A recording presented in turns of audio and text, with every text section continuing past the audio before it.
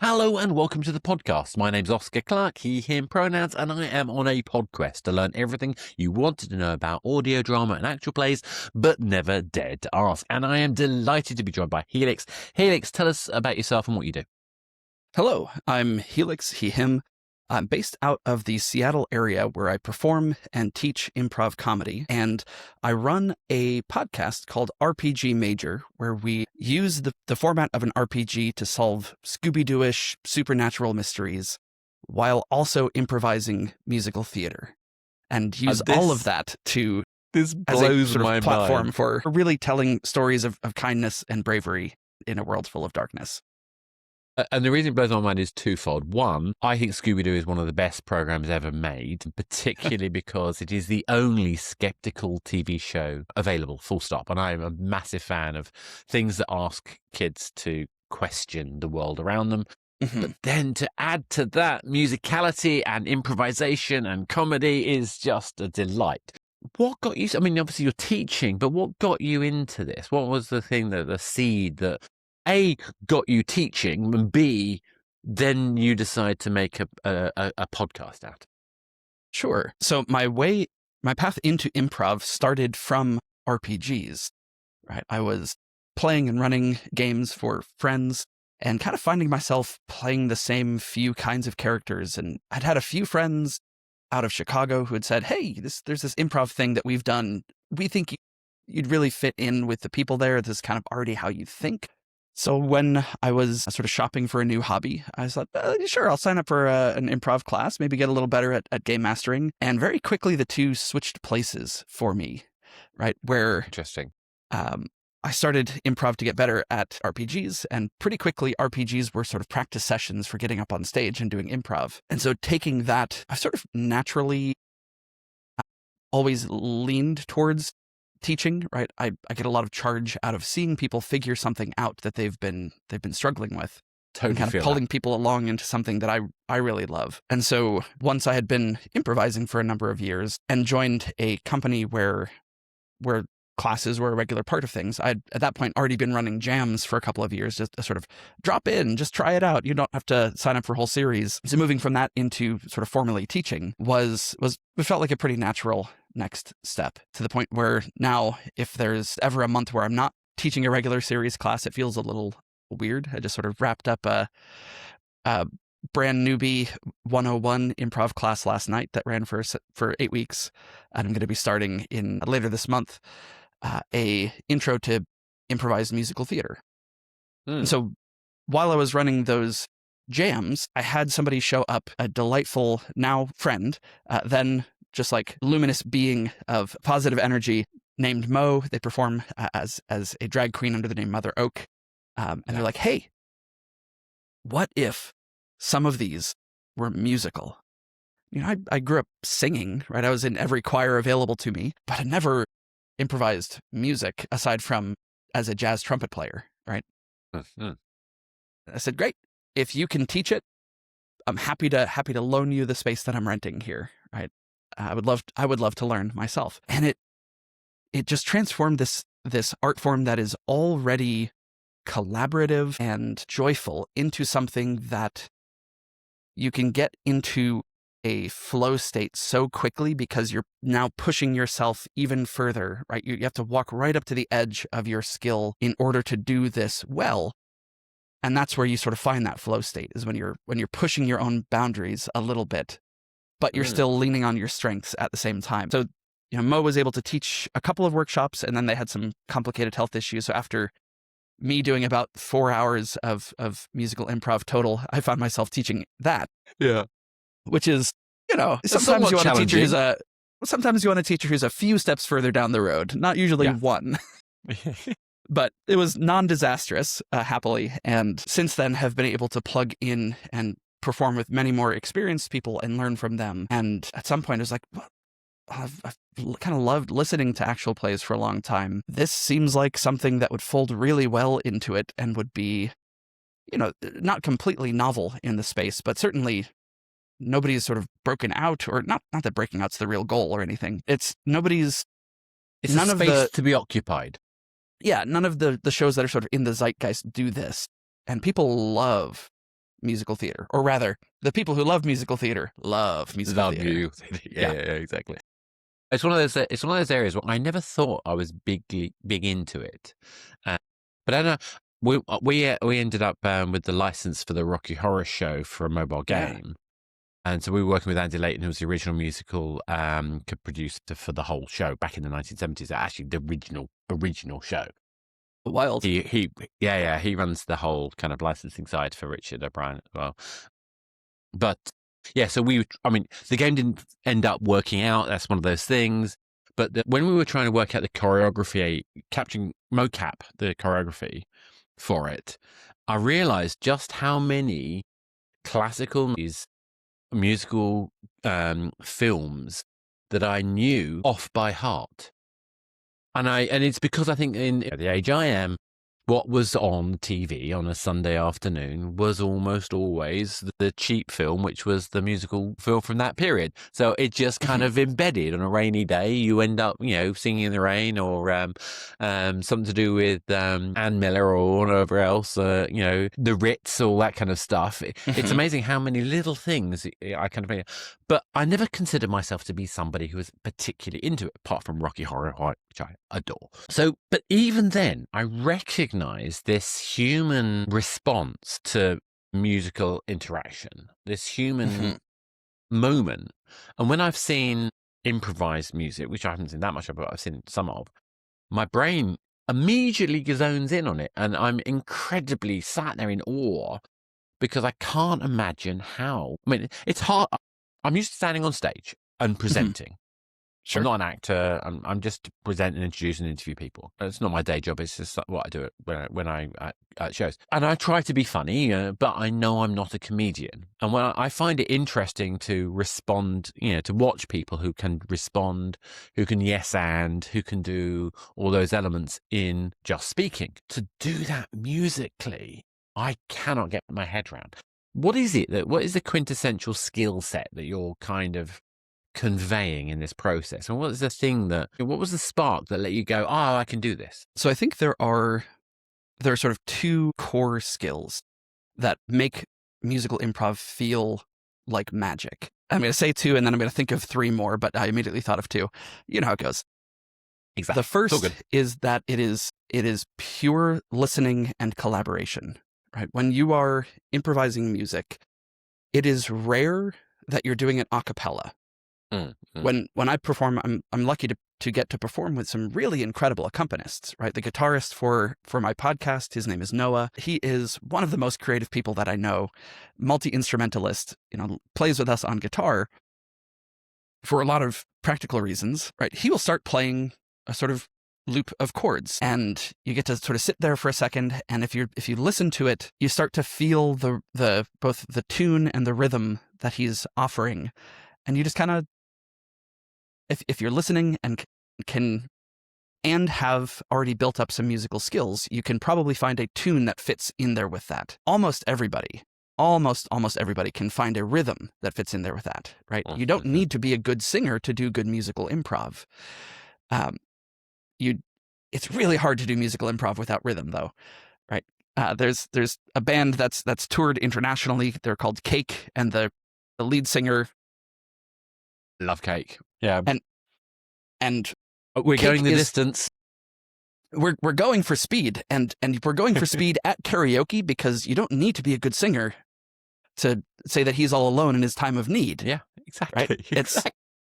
Yeah, but that rhythm feels so good, and you'll get an entire bar singing along with you because the rhythm feels so good. And so if you can listen to what your accompanist is offering you, or if you're working from like a jam track off YouTube or the karaoke track from a song that you don't know, you can feel a rhythm that will fit in with it. So that's skill number one, is that listening and just sort of trusting yourself to find a rhythm. The other skill that I think takes it from something that feels like a cheap trick to something that feels mind-blowing is when you can speak in metaphors, right? He's going for distance, he's going for speed.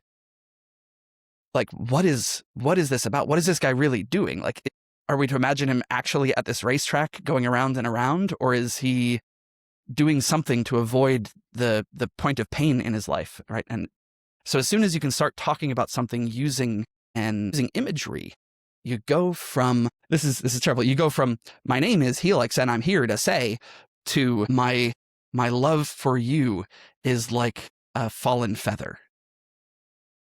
Right. And you're much more interested to hear that second, like what's the next line of that second one.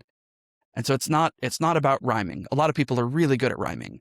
Rhyming is icing on a beautiful cake, but finding a rhythm that works and saying using a metaphor that someone can resonate with and they can see some of their self in.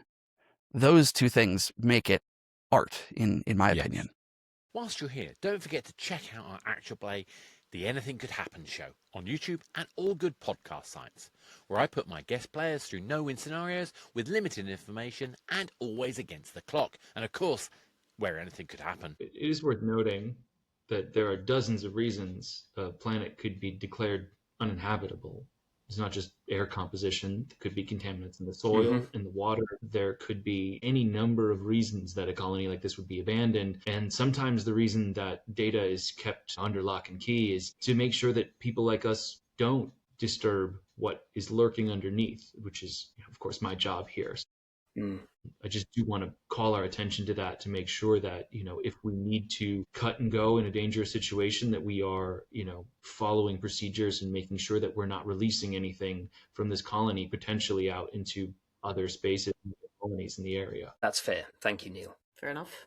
No, I totally see that. And to my mind, I think I do get the sense of understanding how you talk about rhythm there. Because even when I'm sat on stage, I'm often thinking in terms of communicating an idea or sharing information. And I'm thinking in the back of my mind, I've got Nirvana, I've got Churchill. Nirvana because I'm doing the soft and the louds. Yes. To try and draw the person into my patter. But the Churchill for the repetition. We'll fight them on the beaches, we'll fight them on the landing yard, blah, blah, blah, whatever the lines are. But, there's that bang, diddy, bang, diddy, bang. There is a rhythm element to that process, which is about effective communication. Now, he uses triplets because that's a rhetoric kind of model. But I imagine you've got similar framing if you're practiced at writing, coming up with lyrics, improvising lyrics. I imagine you've got your own framing, like you say, driving and striving and hugging the turns, thinking for someone for whom he still burns. There's something, like you said there, the language that's being used there is clearly metaphorical. It's supposed to take us in a particular path, which is a distraction.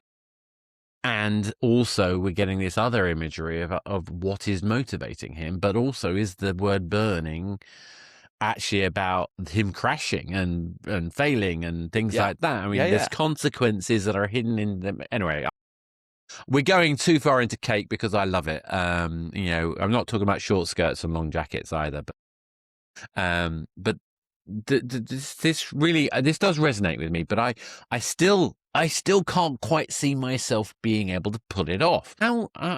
We're going to go in a little bit. Let's go into how you turn that into Scooby-Doo stories in a bit. I'm really so interested in how you do that. But how long do you think it takes, an average person to start feeling that kind of freedom to be able to come up with telling these stories in these rhythms in ways that are musical? So every month, since sort of inheriting this from Mo, I have tried to, every month with very few exceptions, teach a beginner-friendly, drop-in, 2-hour, just show up and give it a try. You don't need to have any musical experience jam, right? Or workshop. I've had exactly one person, I've been teaching this monthly for about 3 years at this point. Yeah. I usually have about a dozen people show up. There's usually 2 to 5 people who are trying it for the first time. I've had exactly one person walk out feeling like they did not succeed, and that was because they were feeling really anxious and they never got up to try it. Everyone else, just by following a few sort of simple rules, was able to sing a chorus that everybody else jumped on and joyfully sang along with, was able to add a verse to a song that built a cohesive whole, and sort of then returned to a chorus, right? And then were able to jump into sort of short improv scenes that would then turn into songs, and walked away feeling like, hey, I surprised myself that went as well as it did, because, you know, just like a lot of sleight of hand, there's a lot of skill to be developed to do it well. But once you see how the trick is done, you believe that you can do it yourself. And so if you want a chorus that everyone can jump in on, all you need to do is say something simple that you can feel. One of the I mean, short skirt, long jacket is a great chorus. Basically, They keep coming back to that. It doesn't have a lot of words. It doesn't rhyme. It has a rhythm that hits. Yeah. Another all-time great, hit me with your best shot. Hit me with your best shot. Hit me with your best shot, fire away. Right? Like there's no rhyming, there's no storytelling. There's a strong core emotional idea that you can sort of approach from different angles when you're singing verses. Yeah. And it's not just cake here. I mean, you can be a small town boy living in a, whatever the lines are, I forget, but you know what I'm saying? Yeah. Don't stop believing. Whatever you do, you got to keep on believing. Got to hold on to that feeling. Yeah. Like, na na na na na na na na, hey hey hey, goodbye. Yeah. And so encouraging people to set up a chorus that is that simple means that everyone can jump in and support. And when you see a dozen people doing the same thing, it is incredibly clear to you as an audience member that is what is supposed to be happening. Yeah. And let's face it, you know, we've all grown up with enough kind of lyrical practice material that's ingrained in us, whatever our taste in music, whatever our style, what our preferences are. The level of exposure to rhythmic and lyrical phrasing is huge, isn't it? There's an argument that singing predates speech. This is the kind of the interesting kind of thing about that, you know, musicality is what allowed us to develop speech. And I think that fundamentally human. Yeah. And that we have different storage in our brains for music than we do for like facts and speech and numbers. Right. So I'm not surprised that you've got Singing in the Rain buried all the way in there, because it has its own storage area, and we don't access it as often. Make 'Em Laugh is still probably the finest piece of choreography ever made, I would argue. And it's not even the key star. Yeah. I can hear the song, but I can't picture the choreography. I'll have to look that up later. He's running up the walls and all sorts of other things. It is utterly chaotic and crazy, and it's all inspired by the performer's vaudeville act. And he I've forgotten his name, but he harmed himself in the process of doing it and then had to do it 3 more times or something like that. So somebody will correct me on that, but it's amazing how brutal it was to film that particular piece. But honestly, it's still one of the most incredible kind of like moments. So anyway, so we've painting a picture. So you've got into this process. You've buried a little bit of a lead in the sense of the jazz, element, jazz background that you mentioned there. I'm just to explore a bit more about that.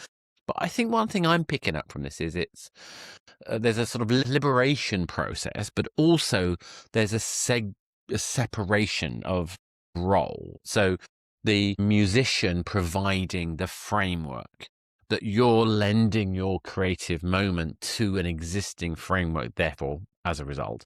And you're not doing that in isolation, you're doing that in a collective. And that sounds to me like it's making the problem smaller and smaller and smaller, and therefore freeing you to be more creative. Is that a fair summary? Yeah, absolutely, Oscar. It's there. So when Noah starts to play guitar, right, my brain shifts gears, and it's just like, okay, what is the core idea here, and what's the metaphor for it? And so I know that if I can come up with a good metaphor, then I'm sort of pulling my weight while Noah is doing his job of providing a framework for us to operate in. And if the song isn't about me or my character, or if I've sort of pitched a song to somebody else from a character and I make sure they get to start off, well, it's then my narrow role to sort of sit and listen and be impacted by what they're saying, and to respond from a real emotional place. Yeah. And so to take on that role, and with enough practice, you can sort of ooh and ah and provide harmony and richness while really listening. But those are sort of two separate skills as well. No, and but the that's listening really is much more fascinating, important. particularly because, one thing we, as a non-musical person, I'm not sure why I know this, but the fact that music allows us to layer multiple voices simultaneously and we can communicate it, as opposed to a picture where if we layered things with light, it gets to the point where it ends up as either white or black, or mostly brown. But voices having the ability to be able to distinguish between different voices simultaneously is an epic human superpower, isn't it? It's wild. And then you start to get into the sort of psychoacoustics of what you can do with just a pair of headphones to create the illusion of full 3D audio, right? By changing, the delay of when you hear it in your left ear versus your right ear, and sort of other tricks to make it seem like it's in front of you versus behind you. And it's right. Our sense of hearing is, while not as acute as that of a dog, is really well tuned for 3D positioning. Yes. And for sort of singulation of source, because that was a survival mechanism for us. Precisely. And the fact that humans just are inherently creative and took that and made it into something that we could then create art with. Man. Incredible. I feel a lot of gratitude for that. Yeah. Yeah, totally. Good. So, next we're going to sort of think about that in terms of telling stories. So, I can see the framework, and we'll get to the kind of the game element aspect, so the actual play elements of it in a bit. But let's start by thinking about just stories in general. So we're thinking about improvised musical theatre itself before we get into the point of it being a game. So when you start an improvised musical theatre, are you starting with an agreed premise, or are you exploring from nothing? So I've seen things like there's I forget what they're called now, but they do a Jane Austen style improvised theatre, which I forgot what it is. Ostentatious, I think it's called.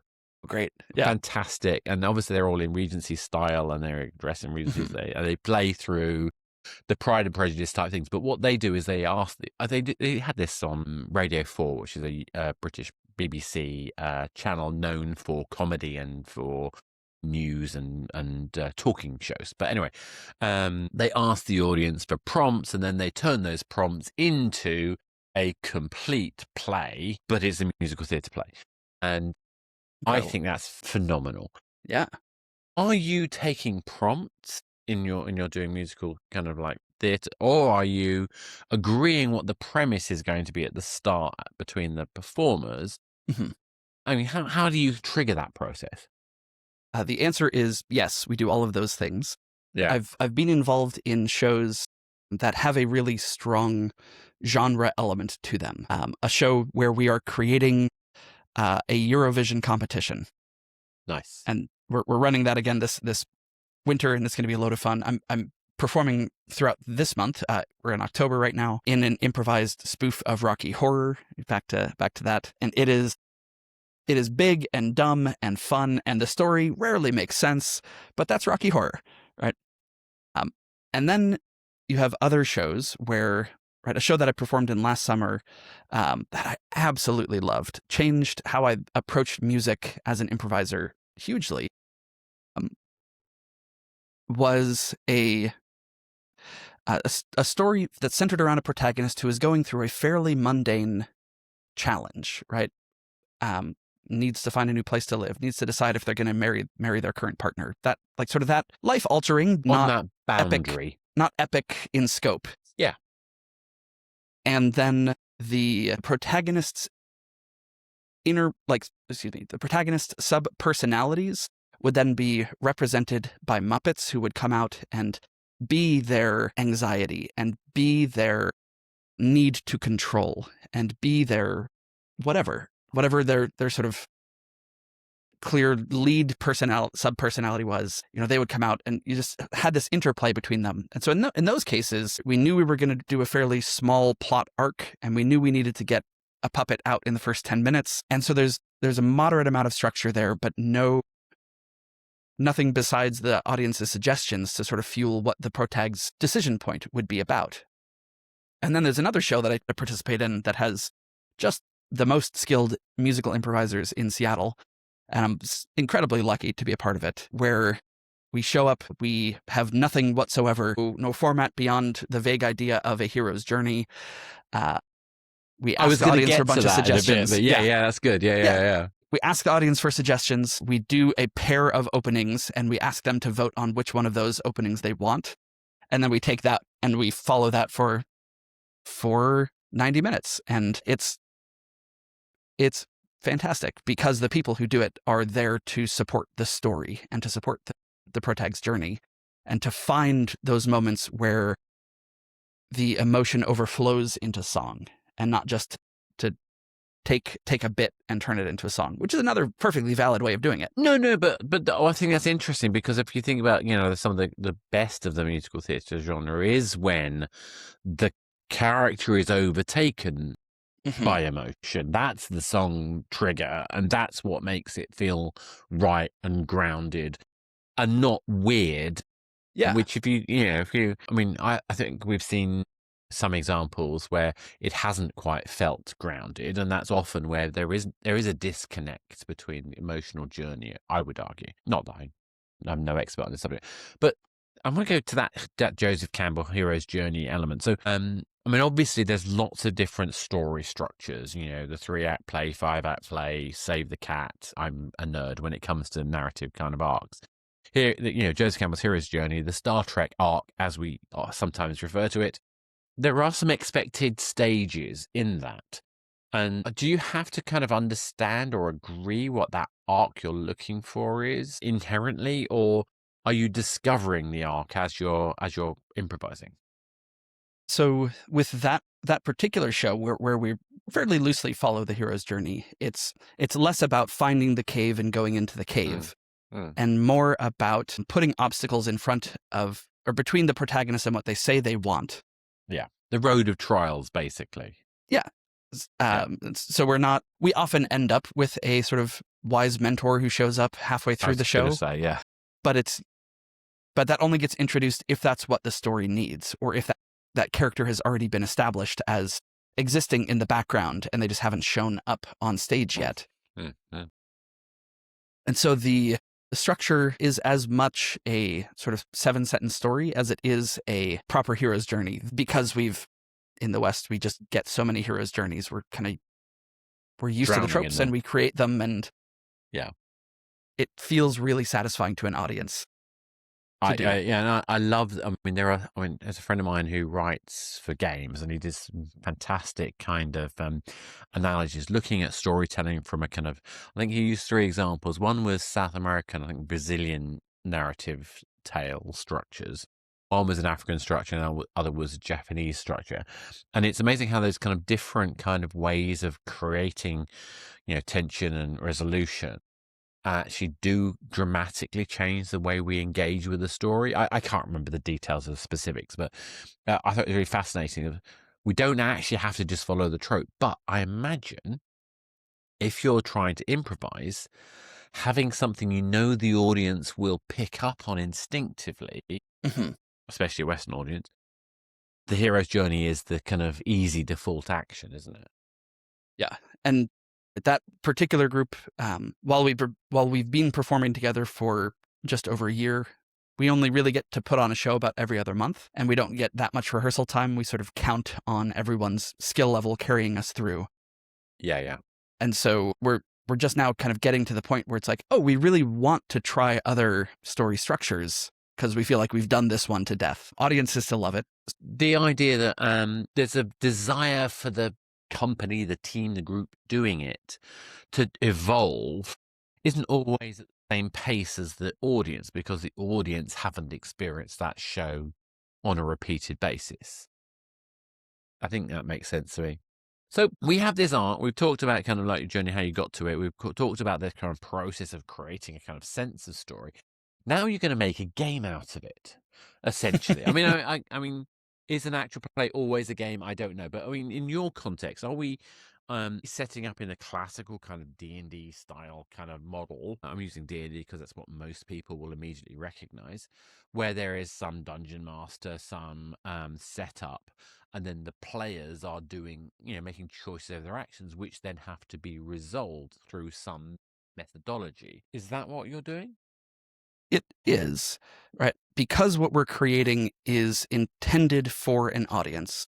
We want to tell a story that audiences can follow. And especially when you're trying to win a new audience over, right? Someone who's spoiled for choice, right? They have 1,000 actual plays that they could download and play today. And so you've got someone who's not only narrowed down to the genre that you're in, but has picked your show.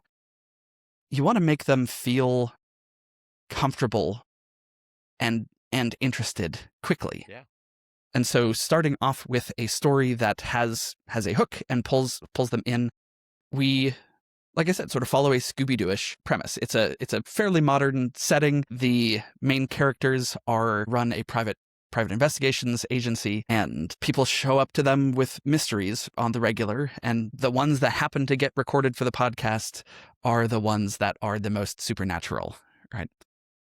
Of course. These characters are living lives in between when we see them, but we're catching the most interesting parts of their lives. People do love a bit of a supernatural kind of theme. And people do like these kind of ghost stories, and particularly things like Cthulhu. And despite the problematic kind of elements of the original author's works, that whole genre has evolved to something really broad and expansive. So there's something about that sense of the unknown, about the tension, about the unreal. For me, is fantastic, particularly if you can bring it back with a Scooby-Doo moment and unmask it was the gardener all along. I would have got away with it if it hadn't been for you pesky kids. That, to me, is magic. Yeah, and I might break your heart a little bit here, Oscar. I'm sorry. Oh, go for it. It's fine. You don't have to always do it. Don't worry. Yeah. The sort of conceit of this world is that the supernatural is real, but living in the shadows. Good. And it is most often, there really is something supernatural going on, but like in most mythologies from around the world, each supernatural creature represents a sort of core human drive, or a part of ourselves that we would like to take out and externalize and be like, ooh, we don't do that. We don't, wild out and get incredibly hyper violent. This all counts. That's what a werewolf makes me does. Happy. Yeah, no, exactly. Yeah. But this is to me the heart of where a lot of the ghost stories come from. Mm-hmm. I mean, to me, there's a truth to that. There's the whole idea of vampires in modern, Victorian-esque mythology is all about the phobia about sexuality and the wishing to distance ourselves from lust, but not really realizing that we can't. To me, that's fantastic. I mean, that's an important part of us being human, isn't it? Absolutely.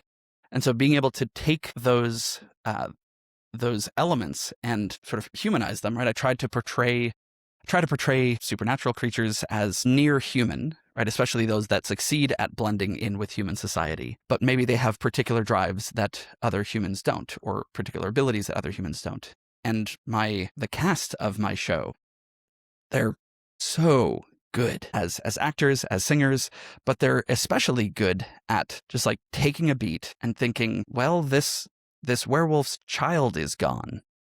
How should we respond as humans to that? And like, despite the fact that she has just threatened us, what do we do with that, right? How do we approach this with kindness as humans? Exactly. Yeah. There's a quintessential humanity, a human question that you're exploring with that. I find that delightful, because by not just taking a trope, by putting a dilemma alongside the trope, it so twists it. I mean, for my actual play, I want to put people into impossible situations that couldn't possibly happen, but it comes down to which of the 4 people are going to get the 2 life pods before the ship blows up.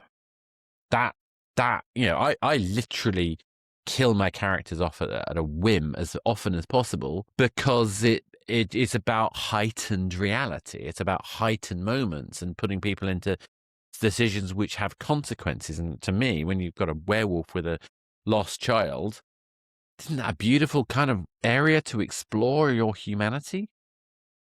Yeah. And you're singing as well. Well, it flows so naturally, right? It's how do you soothe a savage beast? You soothe them with music. How do you express right? One of the protagonists on our show is a siren, and she's very young. She's 25, and her mother, we learn over the course of the series, is thousands of years old. She was there when the sirens were cursed by Demeter.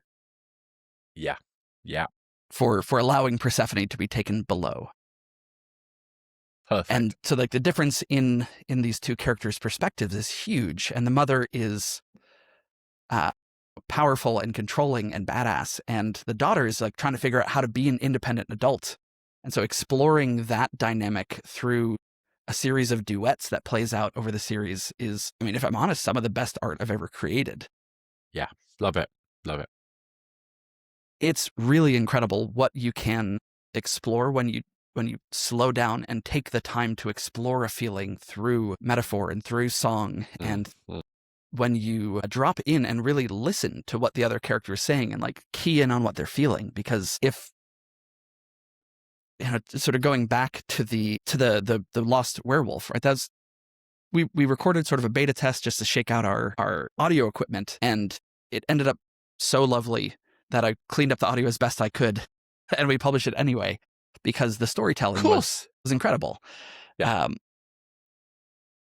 Right, there's a song at the end where they're just trying to calm a panicked child down, sort of getting verklempt just thinking about it a little bit. Yeah. Where the two main protags are like, "Hey, we've been where you are. It's gonna be okay, and there's family who's there for you if you let them be." Right. And to have that coming from someone who, I mean, both of the main protags have like really complicated family dynamics that get explored over the, 60 plus episodes. Yeah. And it's always sort of bubbling in the background, right? It's rarely the focus, except when it's the focus. To have them be like, hey, maybe accept things that are offered to you. And they're sort of always singing to themselves while they're offering advice to others. It's so good. It has no fantastic. reason to be as good as it is, but the people I get to perform with are incredible.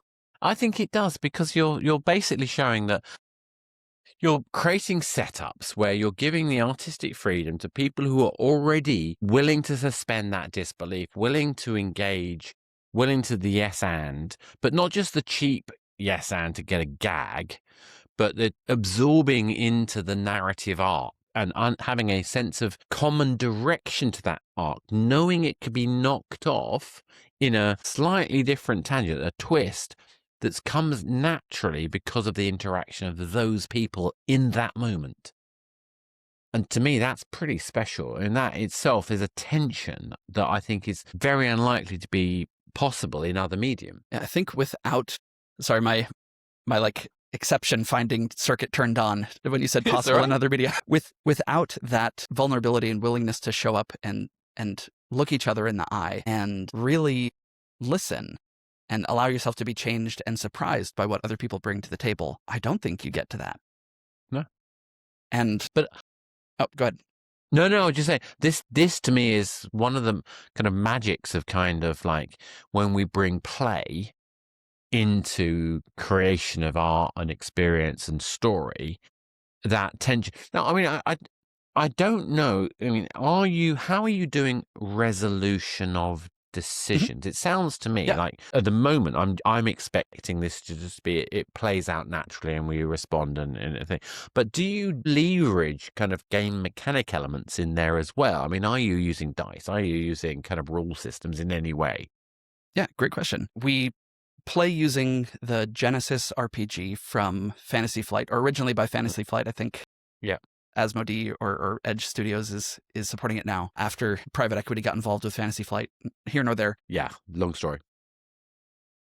And so when somebody's in the same way as you would at most home tables, when there's a swing that's being taken where the outcome would be interesting if it went one way or the other, we roll dice. And the thing that I love about this dice system is it's not binary. You don't end up with just a success or a failure, but you have successes and failures and advantages and threats.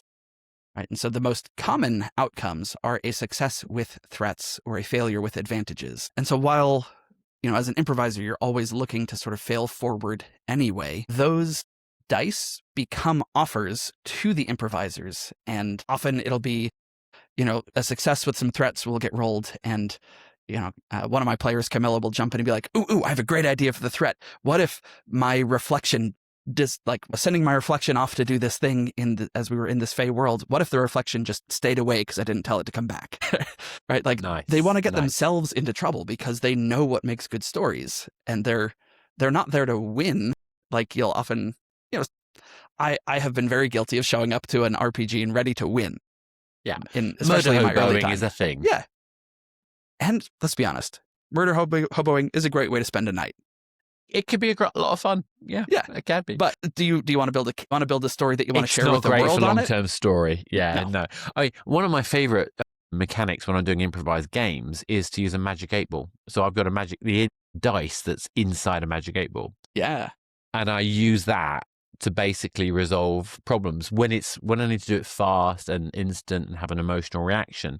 There's something really quite magical about saying, ask again later. The way that people interpret those things can be magical. But I think your point about finding a system. No, I mean, how do you stop that? I'm not too sure of, and I'd love to know. Are you recording the whole experience, or are you playing the game and then the production you present is the non-mechanic part, or are you finding ways to encourage, to have the mechanics be part of the process? Yeah, like I would say the majority of actual plays, right? I've encountered some where the dice rolls that get edited out and what's presented is an audio drama. Yeah. I try and cut out anything that doesn't help the story unless I think it will help the listeners understand the rule system that we're using. Right. And so early on, I sort of leave in more rules questions and sort of cut more and more the longer we've been playing. And so what you hear is a group at a table playing a game with inexpert system mastery at the beginning, and that improves as we go along. I bet. But we are never focused on the rules. The rules help us to decide the big questions, to decide what happens and if a gambit succeeds. Just because of my audio setup, I sort of Foley in dice rolls, but every time a dice gets rolled at the table, the audience knows that dice got rolled and knows, like, here's the specific outcome of it. Because that, for me, is fascinating, because the role of the dice, both in both senses or both spellings of the word, in terms of tension generation, I think is phenomenally important. And I'm trying to kind of work out in my head, it seems to me something that would magnify that sense. We talked earlier about at the point where the emotion takes over, the song takes place, essentially, by naturally, emerges. And I wonder, does the dice rolling create that moment or delay that moment potentially? We've gone both ways with that. And there's also a third and rarely used option, which is sometimes the song eliminates the dice rolling, right? Where the narrative progressed in the song to the point where the decision got made, right? The character got convinced of something in the song and sort of got on board. Yeah. And so like all of those things will happen, right? Sometimes a song will happen. I call for a dice roll. Somebody else calls for a song. We do the song. The song is great. And the song adds some advantage dice in so that the action has a better chance of succeeding. Love that. Sometimes, the dice rolls and it's a failure. And then we do a song about that failing. No, totally. All of those things are possible pathways. But that's the thing. All of those things become possible. Now, in my improv, because actually improv is like, because it's a 20-minute window only, I don't use dice rolls at all. I'm typing away in the background because we're recording online in Riverside, and I am using Discord to send messages to the team. But my job is to send information updates. It's their job to decide how to interpret it. So we kind of get round the need for a dice roll because the resolution is between the people. I'm much more interested in, it's a very different thing because I try to say as little as possible during play. I want the players to be the ones talking. How do you make sure that do you have the referee in your kind of, or DM, referee, GM, whatever you want to call it? Do you have that role in your performances, or do you keep that as part of one of the many casts? Yeah, I am the game master for our show, for RPG Major. I like a fairly traditional game master. Like, I voice all of the non-protagonist characters, as well as, we try to be very collaborative as storytellers. And so when we're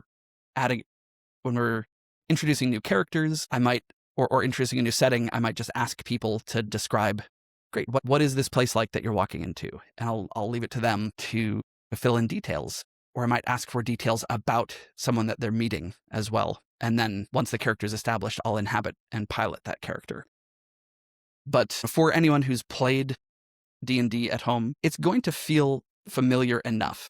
The setting is different. The rules is a little bit different. I say this having just read a handful of really rad indie RPGs that have been recently published and that I'm excited to play soon. But most RPGs, frankly, feel kind of familiar. Like, once you know how to drive a Toyota, you can drive a Datsun. The controls might be in slightly different places, but you're going to be fine. And that sort of familiarity is part of what we try to create to invite people into our show. If you're enjoying this interview, why not check out this brief trailer from our guest? Do you like podcasts where comedians roll dice and tell stories together? We're in. We can get there in 25 minutes. For it! We can do it! I so gently pushed down on the accelerator. I've been asking for you guys to go to the park with me and let me run around, but...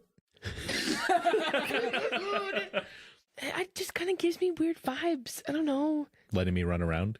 No, the dead people, but yeah, now that you mention it. I'm going to need a discipline check from you. Oh, Yeah. no! I didn't even think about that. He Okay. stole your voice. No, no one can do that. Do you like supernatural mysteries? If she went missing well off in the wood, it could be really similar to... They cut through the center of the circle. They enter the fairy ring. The whole thing is a fairy ring? That's so big. That's so many mushrooms. You pick her up, push her through the door, and something incredible happens. What is that? That's the triumph here. The door to the Underzoo? The emergency exit's the entrance to the Underzoo. God, that would be incredible. But we would not be any closer to getting out of here. I think that's okay. All right. We push her through the emergency exit, and instead of birds chirping in my face, I'm dangling her over the edge of the Underzoo catwalk. Do you like musical theater where all the songs are made up on the spot? What is the new coffee order that captures Mara's new ambition? If you order a light roast, you know how it goes. There'll be line about the door asking for more. Those who are in the know, order a cappuccino. Those who are in the know, order a cappuccino. Order a cappuccino.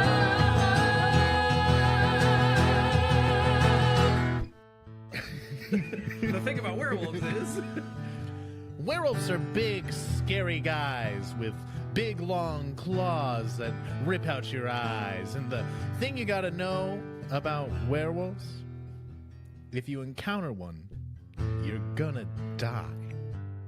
If you think you should go in that spooky old shack, you shouldn't. You shan't. If you think you should hide in the spooky new church, maybe you should. Maybe you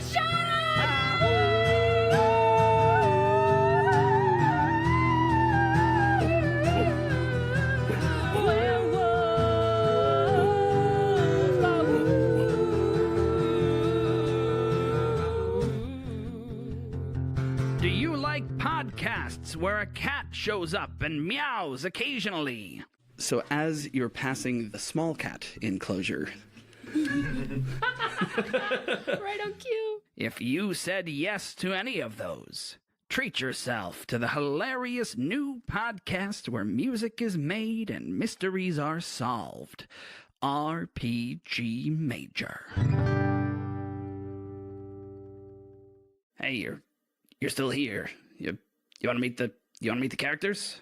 Okay, here they are. Mara Vertere, cool, sweet gal. Her family are kind of the queen pins in the city and are descended from sirens. That's right. Thorn is 5 feet even, but their driver's license says 4'12". They were born a human. Through some crazy circumstances, are now stuck as a satyr. 5'11", has a shag like Kate Bush in the Wuthering Heights music video. It's Aubrey Stump. Yes. Landscaper by day, private investigator also by day. She's just a normal human and nothing weird has ever happened to her. Don't ask her about it. Haha. Secrets. Find us at rpgmajor.com and all those platforms where you normally find podcasts. Yeah. And I think, there's a guy called Scott Rogers who wrote a book called Level Up. And one of the things he talked about was the thing called the triangle of weird. So I'm being my game designer nerd here. But what he talks about, you can change the world, the characters, or the systems. I may misphrase that, but the point is you can only change one of them. Because you have to have enough familiarity, or no one's got a foundation upon which they can base their experiences. And I think that idea of keeping familiarity, the amount of willingness most people have to the new is a lot less than you might expect. Yeah. I'm trying to think of a piece of media that I saw that felt truly weird, right? And I'm just going to lean on one of my all-time favorite movies, which is Everything Everywhere All at Once. Right? That is a weird movie. It's a weird movie. It's great.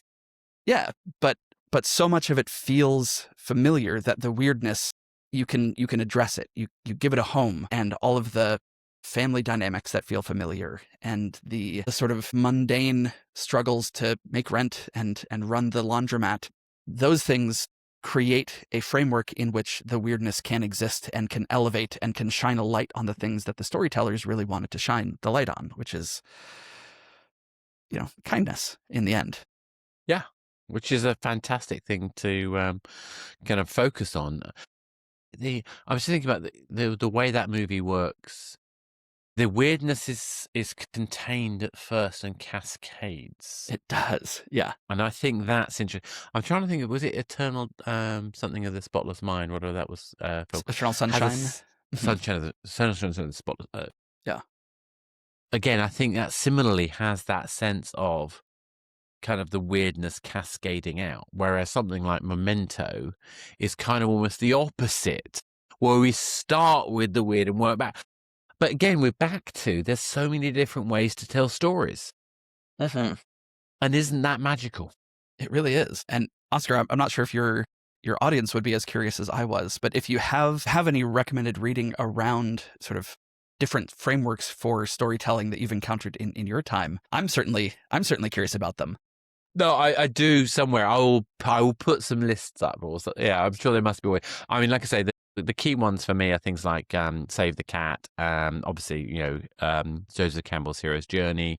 There's the 3-act play, the 5-act play. There's a whole bunch of books I've got somewhere. The trouble is, I'm very good at remembering that there are such things exist. I'm not always good at remembering the details of where I found them. But, there's so much fabulous stuff. For example, one thing I think fascinating we don't necessarily think about is the role of soap opera writing.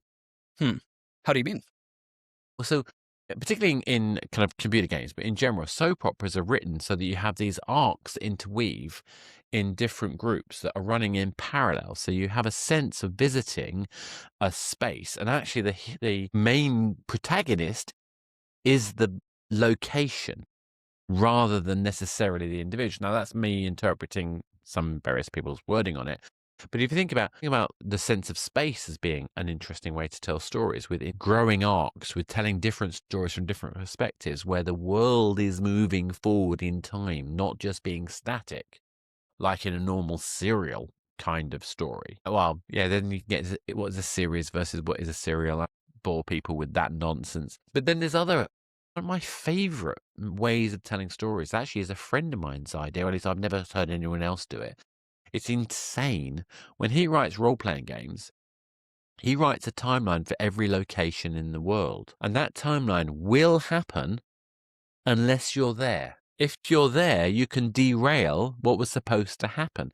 But what that does is that every time you go to a location, it's ingrained in a sense of what's been happening, and you get a sense that the world is moving forward continuously. It is an absolutely ridiculous idea in terms of the volume of writing and how much actual experience people will have of it. How magical is that when you turn up to a space and you realize that 3 weeks ago there was a fire in that building and it was caused by this monkey getting loose from a performing act or something like that. It turns out that monkey was actually taken from another city. And that's mind-blowing. It really is. But it's a different way to look at stories than, say, in my world, where I've got people who are playing characters that are not relevant long-term, but the impact, the stories they unlock, the way that they tell about the world, that stays. My favorite moment is that, well, one of my many favorite moments is when one of the players misread their brief and said that the artifacts of this dig were 200 years old. It was supposed to be 200,000 years old. That changes things a little bit. It changes everything. So what I did, and I managed to adjust it so it's somebody else, but what that meant was they'd found artifacts. Now, in my canon, there were artifacts from a 200-year-old society that's disappeared and a 200,000-year-old society that's also disappeared. So the first society was investigating the second society before they disappeared. What's that about? So I managed to get a whole bunch of fascinating things to explore as dilemmas because of what the players did. And I think, like I say, that's just my way of taking in this particular style that I'm doing. But every team I've talked to are doing their own narrative arcs and stories in their own particular ways. The delight for me is the way that when you're dealing with, say, a team that's doing Twitch stream-based games. And what I find fascinating is the role that different things have. Like, for example, the impact of streaming live and what that does for a performer. The impact of the dice, which obviously has an impact for you, but the significance that takes when it's live and the audience is responding to it, as opposed to the kind of things that I'm doing. I'm recording it. Now, are you generally? I believe you're recording and then sending out. Is that correct? Oh yes. Scheduling with adults is hard. And getting sort of connected and feeling connected is so important to what we do that we will, we'll gather, we'll sort of chat for a while, sort of reconnect on a personal level, spend several hours recording, 3 to 8 hours recording with maybe a break for a meal. Yeah. And then I'll edit that and divide it into episodes and sort of find narrative beats where it makes sense to divide things up. And you're doing that in a same physical location. Yes. Yeah. And imagine that's the quite synchronicity of music would be so difficult to do. Yeah. Some of the best musical improvisers in the world create a podcast called Off Book. If you're interested in improvised music, listen to Off Book. They are incredible. Jess McKenna and Zach Reno and Scott Passarella are sort of the core team that make that so magical. They have 1,000 more reps at it than I do. They have a bigger budget than I do, and they tried to record together during COVID online, and it was very bad. Yeah. So lag is not your friend, at the least, and that's not just the start of it. Not having that ability, that physical kind of like observation of moment, I imagine, is also a part of that. Oh yeah, and because we're an audio only medium, we'll signal each other. We'll be like, okay, I've got a chorus. I've got the next verse.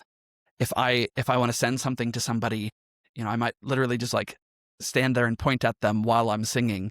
But if somebody's singing, I am laser focused on them while trying to absorb what Noah's doing in the background.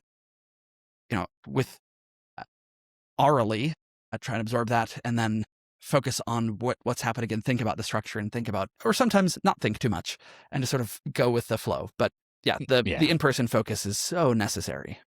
I totally get it. Totally get it. And I think this is what I think is delightful. The last thing before we kind of wrap up, one thing you talked about earlier was the audio quality being something that is key to it. It seems to me like that if somebody wants to learn from what you're doing and be able to take that improvised kind of process and maybe add some musical elements to it, it sounds to me like principle kind of getting that audio quality right is going to be so key. How do you deal with that? Yeah. So I'm going to think about that for a second because it was a complicated process of discovery. I bet. Right. I have recorded in proper professional studios before as a singer, and the amount of money that they had invested in their space, in treating the space, in really good microphones, in the tools to then capture the output of those microphones and process it. I'm just a guy. I don't have that kind of budget. I didn't have zero, which is very fortunate as well. But finding a quality, like if you're trying to record music, you need a good mic. It doesn't have to be great. I record with SM58s. They are sort of an industry standard microphone. You can get whatever sound you want out of them just by looking online and asking somebody, how did you get the sound out of an SM58? They are bulletproof and not expensive. So record with SM58s plugged in via XLR to a good audio interface. And what audio interface is going to be good for you is very contextual, but you want something with a decent preamp. Focusrite makes really good ones. Mackie makes really good ones.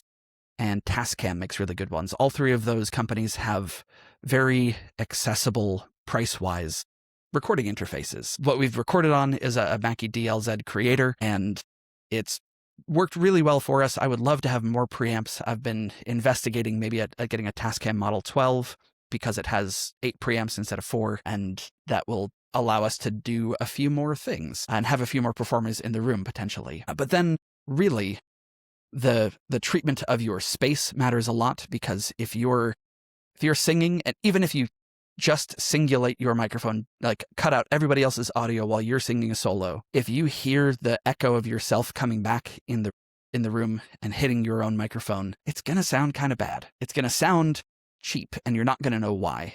And the sort of solution to that is doing a bit of audio treatment, putting absorptive things up around the room. You don't have to spend a ton of money on it. It's very easy to DIY some acoustic paneling. YouTube has your back on this, but with like scraps of wood and scraps of wood and insulation, or just hanging blankets up around, you can do a lot. Or green screens behind you, but I'm not sure I do a particularly good job of audio. I have no knowledge, no understanding, and I am surrounded by board games, which are the most reflective surface imaginable. So I am sure any audio engineer would hate the way I record. But you're recording close to your microphone and a dynamic mic, so it reduces the consequences. Yeah. And as long as your board games aren't all perfectly aligned, that's actually a good way to scatter things. Yeah, they're not quite, but yes, they're better than they could. If you get my drift. Yeah. The other thing is it takes some post-processing, right? Take the sound into a digital audio workstation, Zoom or DAW, and clean it up. And the cleanup is what I don't mean by clean it up is like apply a lot of fancy effects and filtering and auto-tuning. What I mean is cut out the parts that aren't needed. Because if you and I are in the same room recording, then you're always going to hear a bit of your voice while you're talking in my microphone. But that means that what you're saying is important and what's happening in my microphone is not. So pare down to just what's important. A very, very sort of Rick Rubin approach to to any sort of audio creation is cut out everything that's not making it really great. And this is one of the reasons why I tend to use Riverside, because we're recording independently. If we've got our headphones on, there should be no leaks, allegedly. Yeah. So doing that. And then there's so much information on forums, on YouTube about how to make music sound better. But generally, you just sort of want to start with a reference track, a track that sounds like you want your music to sound like, and then sort of listen to that and listen to what you made and listen to that and listen to what you made and try and figure out what the differences are, right? For vocals, just a little bit of delay, a little bit of reverb, suddenly make it sound very, very different. And if you are trying to if you're trying to tame unruly performances where the singers may be moving back and forth from the mic, I mean, or like I do singing all the at different time. volumes. Oh, sure. But there are tools to adjust for that, right? Compression is the main one. For dialogue, a broadcast leveler saves me hours and hours per episode that I put out. It just constrains everyone's dialogue to a very narrow range of volumes so that I know my audience can hear it over the road noise consistently because they've turned up the audio to the point where they can hear it, and then they don't have to touch the volume dial for their entire commute. Totally get that. Yeah. So thinking about how to get your audio to be consistent is a whole other process, and fascinating to learn about it, or has been for me. So if you, I totally get it. I still know nothing. I mean, I'm lucky. My son was he was a film major, so he does all my editing and increasingly getting to do more production stuff. But that's a very lucky state to be in, where I don't have to think about the end product. I'll let him deal with that. Although he's not an expert in audio, it means I don't have to worry about the day-to-day, which is fantastic. Anyway, on that note, so let's wrap up. So if there's one thing that you would say for somebody who was thinking about trying to do improvised musical actual plays, that's a lot. What's the one thing that you would say for them to do? If you can, well, speaking with the benefit of my own experience, if you can find performers who you trust and who you trust to be better than you, that is the thing that makes my show shine, is that my cast are incredible, right? I have, in playing responsively with them, found some characters that the audience really resonates with, but our audience keeps coming back to the people who play characters with heart. And so if you can do that and find those people to create with, your team is going to be better than the sum of its parts. It's going to be greater than the sum of its parts. My first response, like my gut response, was don't do it. It's wildly complicated, and it's so much harder than you know. It's madness. And if you're not already good at all of the component parts that go into it, I spent the better part of 6 months just learning how to do audio production and like create a podcast and audio editing and all of that. Not to mention just capturing good audio in my dining room. No challenge there. And so we were like, between the time that we recorded our first audio together and the time that we published our first episode was 7-8 months. And granted, some of what we released was recorded in that initial time period. But because we had, as a cast, we had the storytelling and the musical improv skills, we didn't have the recording and audio production skills. So it took time to build those up. So maybe we had 2 out of 3 of the triangle and we were able to build the third one. But if you're trying to build like all 3 at once, oh boy. What's the scaffolding that you're building on? But I don't want to discourage anyone from being creative or trying these things, because the real encouragement that I want to give is, if musical improv sounds interesting to you, it's likely, if you live in a big city, that your local improv theater has somebody who does it and wants more people to do it with them. So show up there and ask around and give it a try, because it is something that you can do. And it is so joyful to get to make music with people, and so joyful to get to say yes to others' ideas and to have other people say yes to yours. It's wonderful. Yeah, there's nothing, I can imagine there's nothing like it. I mean, just from the kind of Amdram stuff that I did, the device play stuff, I mean, I'm like I say, not an actor, but it's so much fun to do it. And doing that, just running games in themselves, doing the podcast themselves, I found deeply helpful for my own sort of sense of self, my mental health, etc. That ability to feel creative and to deliver something for an audience, I think, is magical. Yeah. If you want to hear us make magic, our show is called RPG Major. It is on every podcasting platform. You should be able to find it. We're on rpgmajor.com, at RPG Major on Instagram and Blue Sky. The cast, I think I've mentioned them all by name. Nope, I haven't mentioned Lauren. Lauren is the gal who plays the siren character who I talked a little bit about. Yeah. So Lauren, Camilla, and Noah are what make this show really incredible. And it is something special, right? I have a hard time saying that about something that I make, if I'm honest. and you gotta listen to it to figure out why. I So guarantee it's going to be worth it. Helix has been fantastic. You've already given kind of like a where people can find the show. If people want to find out more about what you're doing, is that the best way, or are there other ways that they could reach out to you? yeah, that is the best way. If they want to reach out to me in particular, Lauren runs our Instagram. I run our Blue Sky. You can also email me at, I believe it's podcast@rpgmajor.com. Yeah, those are good ways to reach out. Sounds Also, perfect. just for one last pitch, if you don't mind. Go for it. Yeah.